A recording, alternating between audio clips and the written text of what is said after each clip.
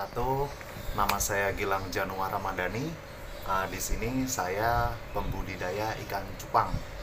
Ikan cupangnya ya kita berbagai jenis ya.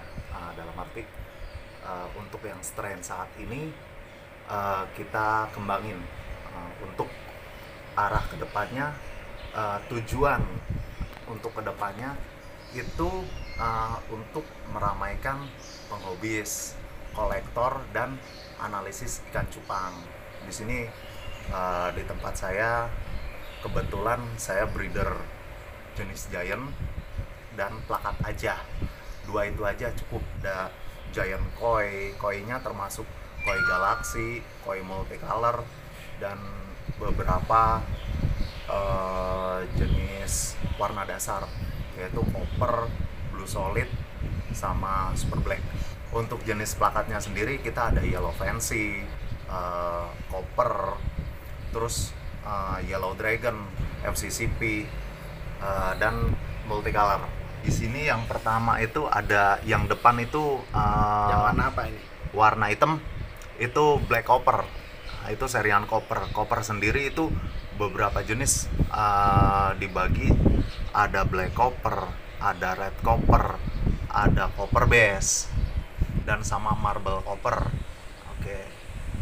Kalau yang belakang sendiri putih dibalut list kuning masuk kategori yellow dragon. Itu ciri-ciri dari yellow dragon, dia sisiknya kapur putih sama ada darahan kuning. Di sini ada yellow fancy sama black series. Black series nih Yang sekarang mana kan lagi wah nih, yang belakang itu masuk kategori black series. Yang hitam. Cuman belum masuk ke avatar, belum. Ciri-cirinya sih udah masuk, cuman belum. Oke, untuk yang depan kita masuk jenis yellow fancy. Yellow fancy itu apa sih? Yellow fancy itu sendiri itu darahan kuning, yellow dibalut dengan sisik ngebling metalik. Di situ ada corak biru sama hijau gitu. Kalau untuk yang belakang sendiri itu black series, masuknya ciri-ciri dari black series itu sendiri dengan dasar hitam, kulitnya hitam, itu dibalut dengan sisiknya ngebling gitu loh. Sisik ngebling di sini ada hijau biru sama abu-abu biru. Dan untuk semburatnya dia bisa ada merah, ada hitam gitu ya, tergantung dari strain itu sendiri larinya akan kemana gitu. Mungkin sampai sini teman-teman udah agak paham ya, dalam arti ciri-cirinya di sini tuh kelihatan dari segi warna sama sisik gitu. Kalau fancy dia ngebling, kalau dragon dia ngapur. Udah, itu aja sih. Nanti untuk kedepannya mungkin teman-teman sendiri bisa lihat di berbagai tempat gitu. Oke, lanjut. Di sini kita ada FCCP atau di fancy copper gitu. Kemarin sempat booming ikan ini, cuman sekarang udah agak redup karena banyak strain baru yang keluar. Tapi nggak apa-apa, itu masalah mata memandang aja ya. Kalau hobi kan kita nggak ngelihat dari eranya, tapi dari kesenangan mata kita aja masing-masing. Di sini ada FCCP atau fancy copper. Ciri-cirinya dasar merah dan sisiknya itu copper. Ikan ini sendiri masih masuk dalam keluarga copper karena darahan awalnya dia jenis copper. Untuk silang crossingannya bisa ditanya lebih lanjut sama teman-teman senior ya, untuk cari darahan fancy copper ini dari mana gitu.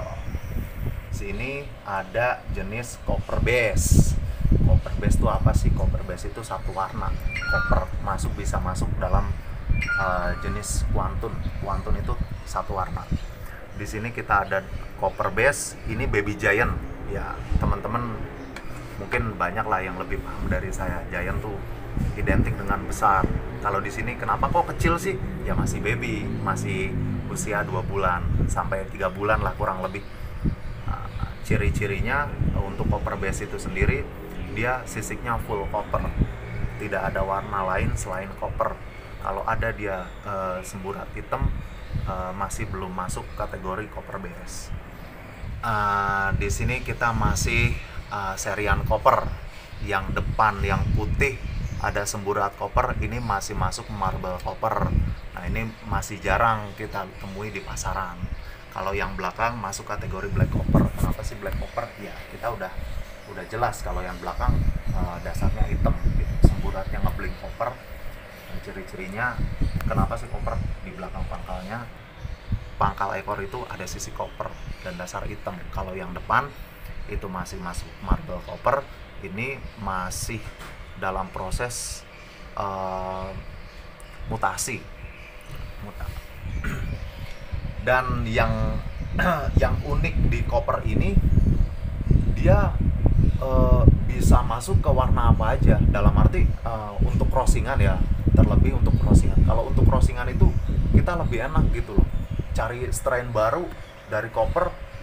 Yang saya alamin sendiri itu dapatnya wah gitu.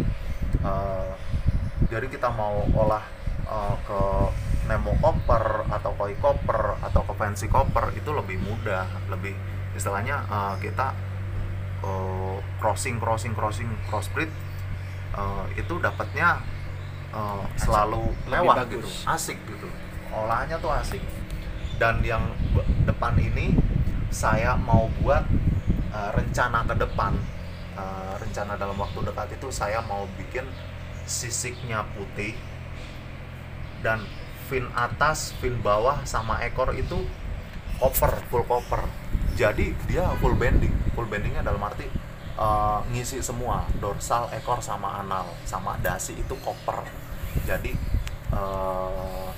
strain baru di situ marble copper masuknya. Sekarang kita main ke warna, masih giant. Nah, di sini di depan ada giant warna merah ke oren-orenan, yang belakang kuning.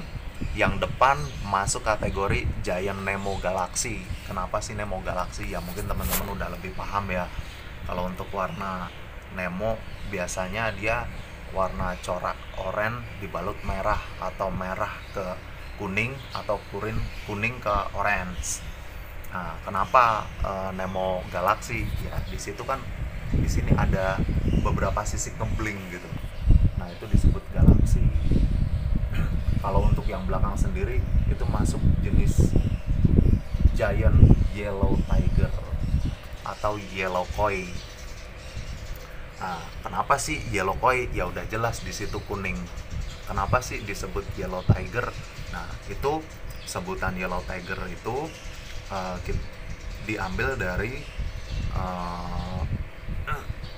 apa sih?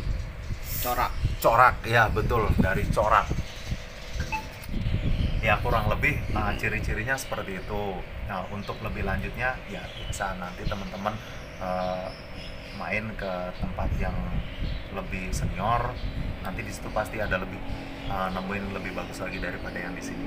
Di sini kurang lebihnya contohnya seperti itu. Oke, nanti untuk pengolahannya teman-teman lebih bisa lagi tanya ke senior lah. Di sini kita ada 2 ekor, satu giant Galaxy baby, yang belakang giant Nemo multicolor. Nah, kalau yang di depan ini coraknya sangat luar biasa ya. Mungkin dari beberapa ekor nggak banyak yang jadi kayak gini. Menurut saya ini masuk kelas unik. Uniknya karena apa? Dia coraknya abstrak gitu. Memang di pigmennya dia agak pudar, cuman pembagian warnanya tuh wah gitu loh, unik gitu, jarang yang kayak gini. Kalau untuk yang belakang itu masuk Nemo multicolor. Nah, itu juga luar biasa unik gitu. Jarang gitu dapat warna multicolor yang kepalanya tuh botak gitu. Kebanyakan kan kita dapatnya ngefull gitu, warnanya terbelah-belah ke beberapa bagian badan sama bagian ekor. Tapi di sini agak lumayan gimana ya, mungkin di mata masing-masing gini biasa, tapi di mata saya ikan ini luar biasa karena nggak banyak kita temuin yang coraknya seperti ini gitu. Di sini untuk cara penjodohannya sendiri itu sangat mudah teman-teman. Kita cukup medianya nggak terlalu besar. Yang penting dia leluasa. Kalau untuk jenis plakat sih simple. Dia nggak perlu lebar, nggak perlu tinggi. Yang penting dia lebar, dia nyaman. Untuk media apapun itu masing-masing bebas karena setiap breeder itu prinsipnya semua betul dan nggak sama, banyak yang beda-beda. Tapi untuk kelangsungan breeding mereka sendiri pun itu metodenya punya masing-masing dan itu disahkan. Karena apa? Kenapa sih disahkan? Ya cara mereka pun benar gitu. Benar dalam arti mereka melakukannya dengan metode masing-masing dan itu lancar. Yang penting hasil produksinya bagus. Betul. Yang penting maksimal. Kalau di sini saya pakai media soliter dengan ukuran lebar 20 cm, panjang 20 cm, lebar 15 cm dengan ketinggian 15 cm. Dengan ketinggian air itu saya pakai 10 cm. Karena ikan cupang nggak perlu tinggi tapi lebar. Untuk perjodohannya sendiri metodenya seperti ini. Untuk hari pertama itu kita jantur dulu. Jantan tetap ada di dalam media soliter dan betinanya itu terpisah masih di dalam aqua. Daunnya sendiri itu teman-teman bisa pakai daun ketapang ataupun plastik putih bisa, plastik hitam digunting kotak itu bisa. Manfaatnya sendiri dia nanti si jantan ini membuat buih di bawah plastik atau di bawah daun itu gitu. Nah, setelah selang 1 hari busanya udah banyak, baru kita tuang si betina ini di dalam soliter. Setelah kita tuang, kita tutup kanan kiri atas.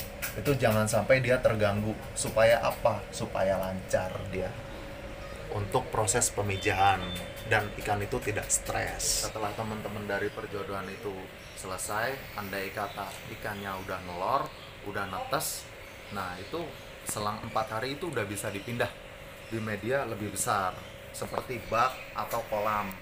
Nah, kalau di sini kan tempatnya sempit jadi saya pakainya bak aja. Nah, untuk proses pembesarannya kita di dalam bak. Mungkin agak nggak kelihatan ya karena baknya hitam. Kenapa saya pilih bak hitam? Biar dia nggak stres gitu. Di sini ada beberapa ikan. Contohnya masing-masing ikan ini indukannya masih di atas. Jadi ketahuan. Proses pembesaran ini dia sampai usia 1,5 bulan itu masih dicampur, itu masih oke. Dan pakannya sendiri pakai kutu air. Selang di atas usia 1 bulan otomatis kan ikannya pada gede tuh. Nah, kita pisah aja.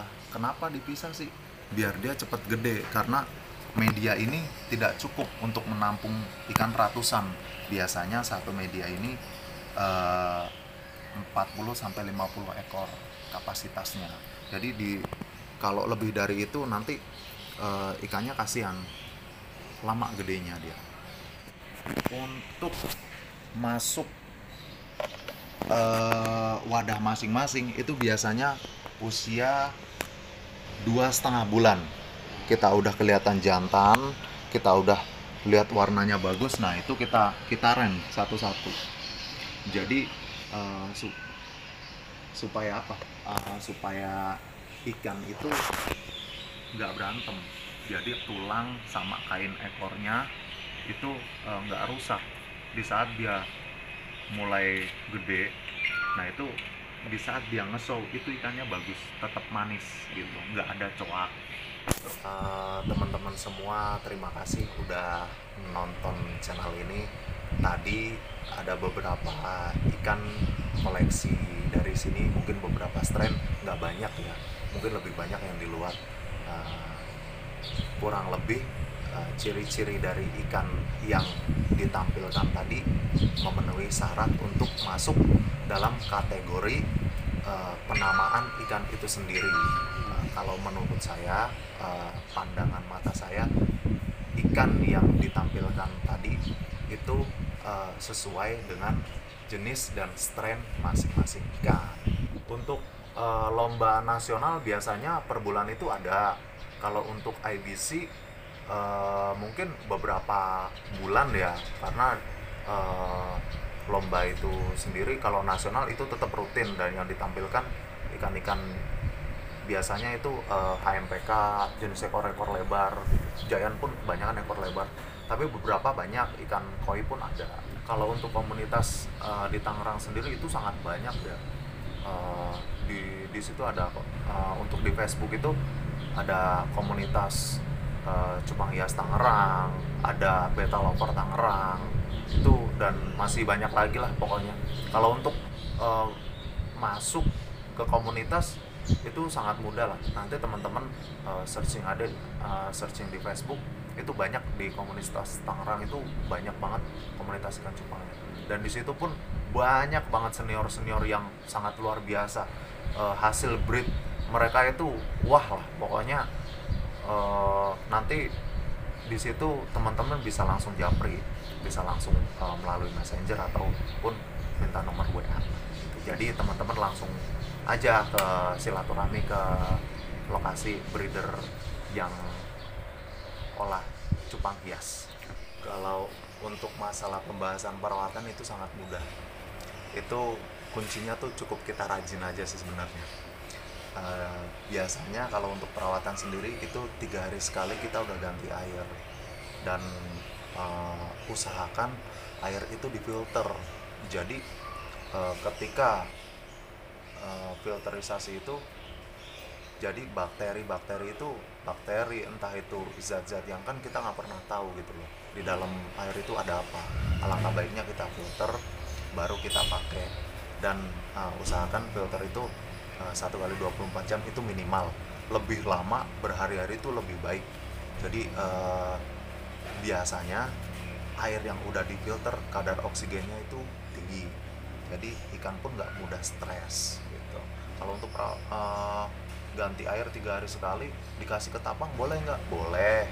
Terus kalau nggak dikasih ketapang ada efeknya ya? Ya itu masing-masing dari kitanya sendiri gitu. Kita kalau semakin kita rajin ganti air, nggak pakai ketapang pun insya Allah nggak masalah.